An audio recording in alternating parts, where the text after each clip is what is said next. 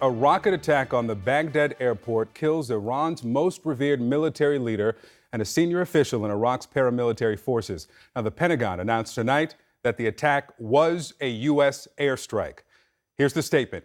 At the direction of the president, the U.S. military has taken decisive defensive action to protect U.S. personnel abroad by killing Qassem Soleimani, the head of the Iranian Revolutionary Guard Corps Quds Force, a U.S.-designated foreign terrorist organization.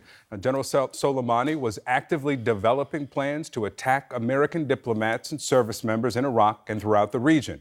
General Soleimani and his Quds Force were responsible for the deaths of hundreds of American and coalition service members and the wounding of thousands more. He had orchestrated attacks on coalition bases in Iraq over the last several months, including the attack on December 27th, culminating in the death and wounding of additional American and Iraqi personnel. General Soleimani also approved the attacks on the U.S. Embassy in Baghdad that took place this week. The strike was aimed at deterring future Iranian attack plans. The United States will continue to take all necessary action to protect our people and our interests wherever they are around the world. Now, this from the president a few moments ago. He tweeted just an image of an American flag. We're covering every aspect of this story from Iraq to Washington. CNN's Arwa Damon is in Baghdad. Ryan Brown is at the Pentagon. Jim Sciutto is here in New York. Boris Sanchez is with the president in Florida. Let's start here with Jim. You've been following this all night. What are your sources telling you? I think Americans have to understand how significant a figure Soleimani was in Iran, arguably the second most powerful man in all of Iran after the supreme leader. From the American perspective, and rightly so, a terrorist leader responsible for the deaths of hundreds of U.S. soldiers in Iraq. Iran shipped in highly sophisticated IEDs responsible for so many of the deaths of U.S. troops there. In Iran, he is seen as a revered military leader. There were some in Iran who thought he might be the next leader of Iran. So he had enormous respect and position there. That gets at both his power in terms of orchestrating these attacks against Americans around the region, but it also gets at how Iran is going to see this and how Iran may very well react to this in terms of retaliation. Speaking with officials who cover the region for the Pentagon tonight, a key concern are U.S. Diplomats and soldiers deployed not just in Iraq but around the region. The Quds Force that Soleimani led, it's a terrorist organization with positions and abilities and capabilities around the world. So not just U.S. diplomats and soldiers deployed in Iraq, but elsewhere could be vulnerable tonight in terms of retaliation. So hugely significant for Iran, hugely significant for eliminating a leader responsible for an enormous number of U.S. deaths, but also hugely significant because we can expect as a country, as Americans, retaliation here, escalation, and that should be a major concern. And that's the point. You're going to be with us all night that I want to come back to, that a line in the statement in which we hear that this was an intent to deter future attacks and how realistic that will be. Let's go to Arwa now in Baghdad. What are you hearing on the ground about this shelling as it's described, how it happened, when it happened, and what we know at this hour? Well, Victor, it's being better described as a precision targeting of what it would seem to be, from the images that we're seeing, two vehicles who were hit just on the outskirts of Baghdad's international airport. When these reports first came out, it was initially reported as being 3 Katyusha rockets. Now we know that that convoy contained not just Qassem Soleimani, the head of the Quds Force, but also a very prominent commander here, a member of what's known as Iraq's Popular Mobilization Force. This is a predominantly Shia paramilitary force. The leader of Kataib Hezbollah, that, Victor, is the very same group that the U.S. had targeted on Sunday. And it is members of or supporters of this paramilitary force who were the protesters who were outside of the U.S. Embassy, who were attempting to scale those walls.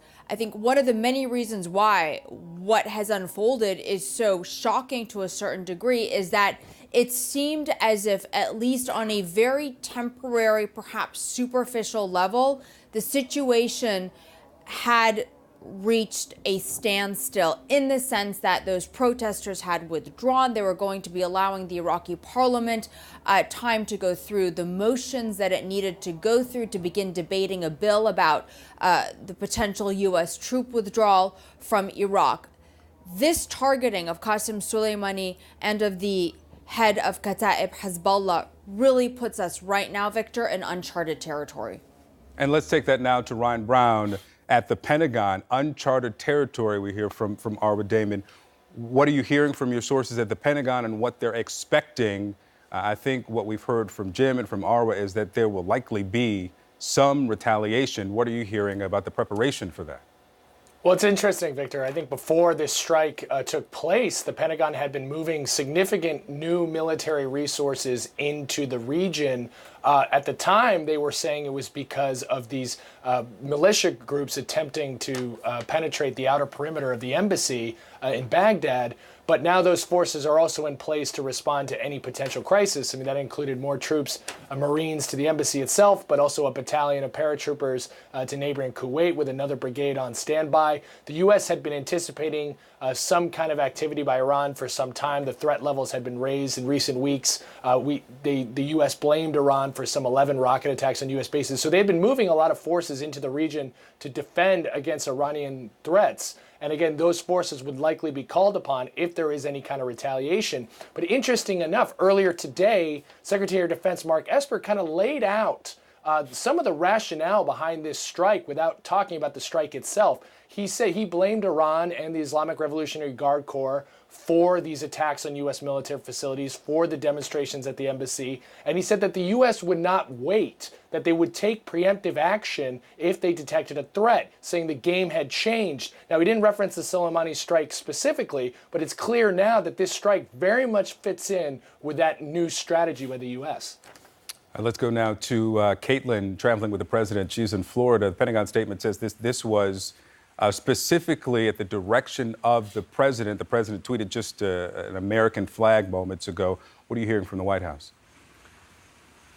Yeah, so far that's the only thing we've heard from President Trump. He's been silent on this ever since, and we just heard from a White House official who said that we should not expect any statement from them tonight. Instead, they are simply referring us to this statement from the Pentagon instead. Now, as far as what the president is doing, we know that he's at his club there behind me at Mar-a-Lago. He's been there for several hours. He briefly went to his golf course earlier today for a few hours, where CNN cameras saw him out on the golf course, though it's unclear who the president was with, and he returned about 5 o'clock Eastern time. Now, since then, we know the president has gone to dinner, but it's unclear what his other activities have been. As far as who's around him, we know there have been several White House officials here, but one notable one is the National Security Advisor, Robert O'Brien, who had been here earlier briefly this week when he came down on Sunday with the Secretary of State, Mike Pompeo, and the Defense Secretary, Mark Esper. That's when they talked about how they had briefed the president on those strikes the United States had carried out earlier this week. They only spoke with reporters for about 3 minutes, and they didn't take any questions, and then they got back on a flight about 2 hours later and left, only being on the ground here for about 3 hours total. Well, O'Brien has since returned. We know that the defense secretary is not on property tonight, but O'Brien is here with the president. And we're essentially still waiting to see what else we hear from them while watching the reaction come into this, seeing the president's allies praise this, saying that they believe it was a measured response. It was proportionate to what Iran has done, their provocations over the last several months, while you're also seeing some Democrats and critics of the president's come out and question this decision by the United States, which, of course, we should note in this statement, it does say this was done at the direction of President Trump. But Jim, the supporters of the president calling this a proportionate response. Everyone we've spoken with calls this a dramatic escalation. Put into context what we're hearing from the president's supporters. Well, listen, ultimately that'll be up to Iran, right? Because Iran's going to decide how they're going to retaliate here. And keep in mind, Americans at home need to be prepared tonight for an escalating conflict with Iran. And arguably, we've already been in that for a number of months. Iran has attacked tankers in the Persian Gulf. It shot down a U.S. drone, you'll remember. It attacked Saudi oil facilities.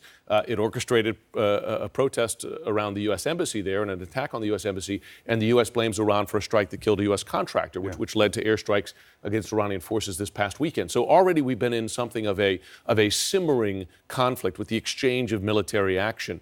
This raises it significantly in light of the fact that you have killed a senior Iranian official here who America views as a terrorist, and he has enormous amount of evidence. He's guilty of terrorist attacks on U.S. forces in Iraq, killing hundreds. Iran, though, views him as a significant official in their leadership. So they will feel the need to respond. The question is what they consider proportionate at this point. And as I said earlier, the Quds force that he led is expert at doling out this kind of violence, and not just in a country such as Iraq against military targets, but sadly outside of Iraq, around the region and around the world, against soft targets. And we should note that Soleimani in the past has publicly threatened attacks on the U.S. homeland as well. So a real concern as to how Iran, and again, it will be up to Iran to decide what, in their view, they consider proportionate.